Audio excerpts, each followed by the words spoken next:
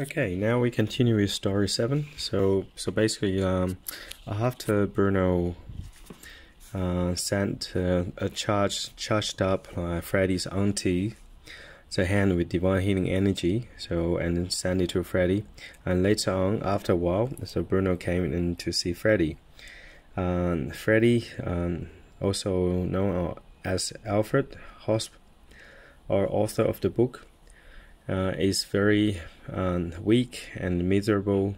So when he see Bruno, he was very happy, and then he said to Bruno, "It doesn't matter, Mr. Groning. Even if I do not manage it this time, in my next life I will certainly have a healthy body." And Bruno heard that, and then his face beamed, and he said, "At last, a person who knows about this, and with whom I can speak about it." So basically, it's very simple here. So only two a couple sentences. Freddy basically say, look, he has came across the teaching of reincarnation, and then he basically just said well, if I can't make it this lifetime, so in my next lifetime, so I'll make it anyway. So Bruno is the I will call him one of the masters, in this back to 1950s, one of the super high evolved spiritual soul. So lots of them they came and then to Earth. They know all this. They know all this karmic effect. They know all this reincarnation. So it's basically my personal understanding is all this karmic effect. Of course, the reincarnation. Of course, at beginning, and human being or humanity fell off the grace of God. Basically, humanity decided not to walk on the path of God anymore, and then this lengthy reincarnation process kicked in. So to me, Earth is more like a rehabilitation. So God gave us this so beautiful planet for humanity to cleanse itself. So basically, we here, so in this beautiful Earth, and then we're here to evolve. We're here to cleanse all the dirt in our spirit, in our soul. It's like how the water will cleanse our body. It's like that. But of course, in the European, the Western tradition, in Christianity, Judaism, or Islam, they don't believe in reincarnation. So basically, the doctrines we receive, I have to be careful the words I use, otherwise I might be accused. So basically just my personal questions. So, and then in lots of Western religions or European, probably I should say probably Middle East or Western religions, we believe in few religions we believe in, okay, we only have one life, and then after that we either go heaven or go hell. So depends what have you done. So I don't know much about the Islam religion, and then basically what I heard is if your good merits exceeds your bad merits, and then you go to heaven, otherwise you go to hell. And also in the ancient Egyptian, one of the religions, the Egyptian traditions, they believe your soul will be weighed, and then if it's heavier than a feather, and then your soul will go to heaven, otherwise you go to hell. So we're all with this heaven and hell business. So nobody literally can. It's like a belief, as we in the age of Pisces, everything is a belief. And then of course the belief is something we always have, and then but at the same time is the belief will get us into trouble. Same thing, you can have come across 100 different people, they all believing 100 different things, and then the fundamental question you're gonna ask yourself, what is the truth? So for myself, I don't tend to, because as I grew up in atheist country or secular, I grew up in China, so I always tend to say look, I want to know the truth. So the truth should be like as clear as the sky. The sky is blue. That's truth to me. So, and then of course, some people might believe like I just believe the sky is a gray color. The sky is purple, pink. They entitled to. They have the right to believe, but whether right or wrong.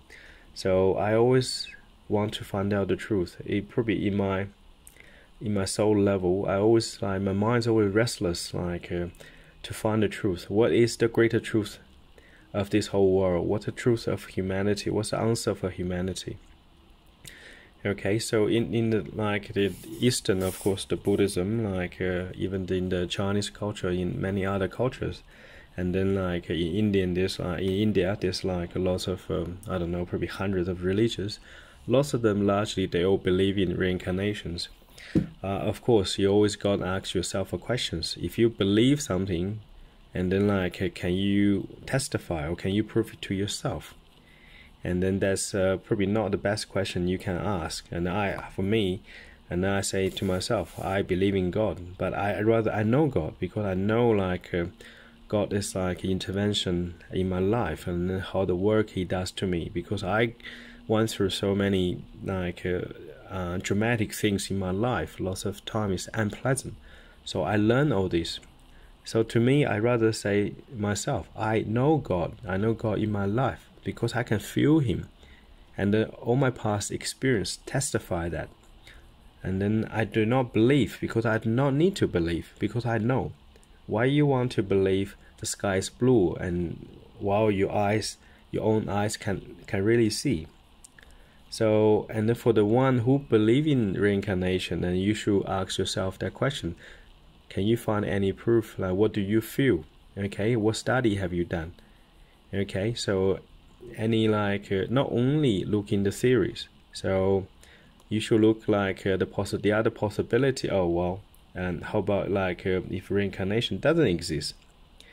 Okay, so that's for the one who believe in reincarnation. For the one who only believe in heaven or hell, or they don't even believe in anything, like an atheist, that's fine too. And then you're gonna ask yourself the same question. Okay, so whether you believe is true or not, have you been actively doing research? Okay, doing your studies, reflections of your life. What's your experience? Have you all do this? So we're gonna listen to the both sides argument. For myself, is to me the reincarnation is very obvious, not because I grew up in the Buddhist background or any Chinese background, because I grew up in the basically atheist background. But none of my mom and dad believe in so much about the reincarnation or heaven and hell. They don't even know what heaven and hell's for. So all these things I basically discover and I experience over my life. And then for many years, if anything happened in my life, any difficulties, I always want to go to the Buddha's temple. And then I don't know why. I just say this world is too complicated to me. I'm a very simple person. I don't want to deal with this and that. I always want to escape to the Buddha's temple. And this is the thought lasts for at least 10 years. And then only later on, a friend of mine told me he said, oh, Fisher, you was a Buddhist monk in your last incarnation. And then all this suddenly I feel something switched on, and they're all making sense to me, because to me it's I almost don't have any physical or material attachment to it. To me, I don't have a particular house I really like. I don't have a particular cars or dresses I really like. To me, I could live in a tent. It's not only I could live in a tent, actually I did live in a tent for 5 months. And then to me it's a rather a very, how would I say, a very free experience. Of course it's hard. So all this reflecting what I am, it's in my soul level, which is in my wife, in her personality or characteristic is exactly opposite to me. So where all this come from? That's all the question you're gonna ask yourself.